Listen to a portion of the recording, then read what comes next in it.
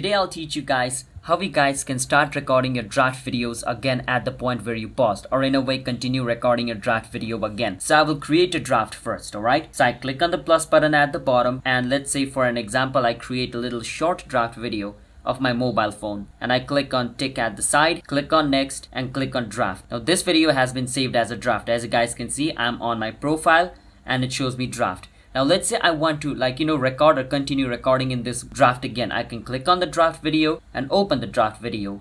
Once the draft video is opened, at the top left corner you can see an arrow pointing back. Click on the arrow pointing back and click on where it says continue recording. Once you click on continue recording, as you guys can see, now you can add extra clip on the older one. So what I can do is just hold on this red button again so I can start recording again. This is what it's going to look like, and if I click on pause and I click on the tick mark at the bottom right, now as you guys can see, my old video is first going to be shown and the new video which I just clicked is going to be shown as well. So that is basically how you guys can continue recording a draft video on TikTok.